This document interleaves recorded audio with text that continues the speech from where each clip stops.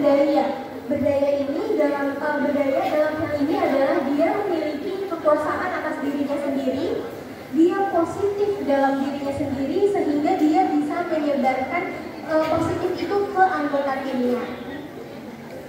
Dan lembaga-lembaga survei lainnya,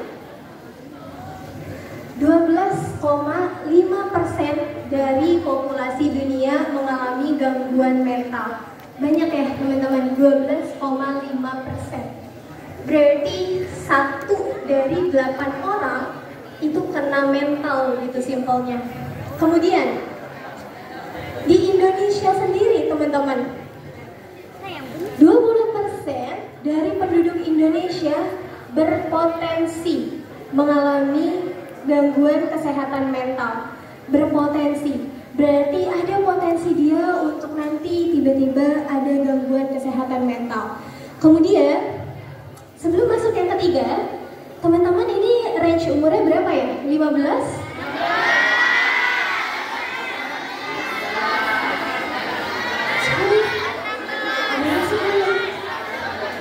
17? Berarti kita tarik dari setengahnya ya, 15, 16, 17 gitu ya. Adalah salah satu masalah penting. Ini dalam hal ini kaitannya adalah medis. Selain kita tahu, mungkin yang familiar dengan kita adalah penyakit-penyakit yang sering menyeramkan seperti diabetes, kanker, dan lain sebagainya. Dan yang sering dilupakan oleh kita bahwa ada gangguan mental yang sebenarnya tidak kalah penting teman-teman dari kesehatan, dari gangguan atau penyakit yang kita tahu lainnya. Gimana kita merasa, berpikir dan berfungsi dalam kehidupan sehari-hari. Simpelnya gimana kita bisa berdaya atas diri kita sendiri. Gimana kita bisa memiliki kontrol penuh untuk diri kita sendiri, untuk bisa menjalani hari-hari dengan baik. Teman-teman, gangguan kesehatan mental. Katanya Gen Z itu lemah, bener gak sih? Masa sih? Katanya Gen Z itu lemah loh teman-teman. Enggak ya, Gen Z itu nggak lemah ya. Saya juga nggak setuju kalau misalkan Gen Z itu dikatain lemah, karena memang untuk sekarang dinamikanya ini dunia berubah. Banyak sekali hal-hal yang mempengaruhi kehidupan kita. Beberapa gangguan kesehatan mental yang bisa kita idap secara kita sadari ataupun tidak kita sadari.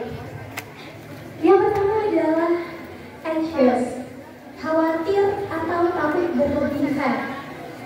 Ketika kita ingin menjalankan sesuatu, let's say aku misalkan diundang untuk sharing ke teman-teman untuk berbicara tentang kepemimpinan atau dinamika organisasi, misalkan aku punya ketakutan yang sangat-sangat berlebihan. Aduh takut anak-anak di sana nggak respon sama aku, aduh takut aku nyampeinnya belibet, aduh takut apa blablabla. Itu adalah salah satu kekhawatiran yang berlebihan. Kemudian yang kedua stres, respon tubuh terhadap tantangan atau tuntutan eksternal yang bisa dikelola jika tidak terlalu intens. Kalau misalkan stresnya masih di level chill, bisa dikelola, itu bagus. Tapi kita nanti akan belajar gimana sih kalau misalkan ternyata kita yang notabene misalkan masih belasan atau 20 tahun itu memiliki stres yang berlebih. Itu nanti kita akan bahas ya teman-teman. Kemudian burnout, kelelahan emosional dan fisik. Biasanya ini datang atau terjadi burnout ini kepada teman-teman yang punya tugas yang banyak banget. Kayak misalkan ketua OSIS gitu misalkan, atau misalkan aku di dunia kerja terlalu banyak dapat beban yang berat, itu bisa menyebabkan burnout. Selanjutnya ada juga ini gangguan atau tantangan kesehatan mental Gen Z lainnya. Relate gak sama teman-teman? Oke. Yang pertama ada stres akademik. Tapi karena ini baru masuk, semoga nanti teman-teman bisa mengantisipasi. Jadi biasanya muncul juga yang namanya stres akademik, entah itu ada pasti gitu, ada tuntutan misalkan dari orang tua, kamu harus juara 1, kamu nilainya harus bagus, nanti kamu harus masuk ke universitas ternama.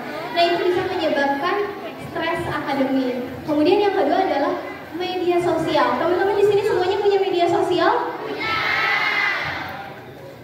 Berapa jam sehari teman-teman buka media sosial? Siapa yang buka media sosial? Ini akumulasi ya. Dalam hal ini bisa Instagram, Facebook, TikTok, atau X. Lebih dari 3 jam sehari. Wow. Oke, cukup banyak ya teman-teman. Adakah yang buka semua media sosial itu lebih dari 5 jam sehari? Ada. Lebih dari 8 jam sehari? Ada. Kalau lebih dari 10 jam satu hari? Oke.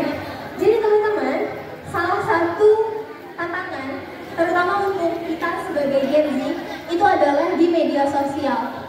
Media sosial itu nimbulin rasa senang sementara yang ketika kita buka media sosial, let's say TikTok ya, nonton video satu, penasaran nih, kalau scroll FYP-nya apalagi ya setelah itu, muncul rasa penasaran, akhirnya kita scroll terus sampai 8 jam, 10 jam sehari, jadinya tidurnya terganggu dan lain sebagainya.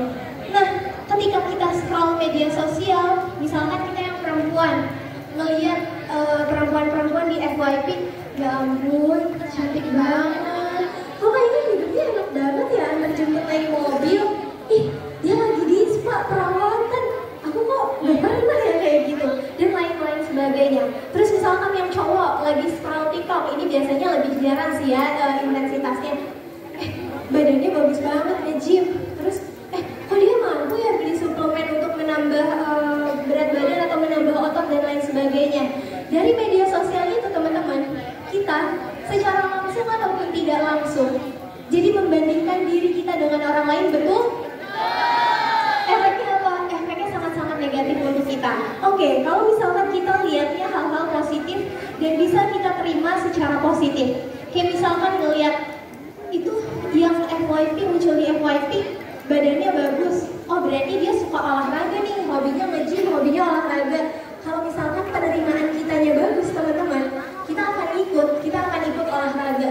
Tapi kalau misalkan kita cuma ngelihat FYP terus ngelihat ini ada orang badannya bagus, ada orang cantik, ganteng sekali, kita malah akan blaming diri kita sendiri. Kok aku nggak sebagus dia ya? Kok aku nggak seberuntung dia ya? Kok aku nggak sekaya atau nggak secantik dia ya?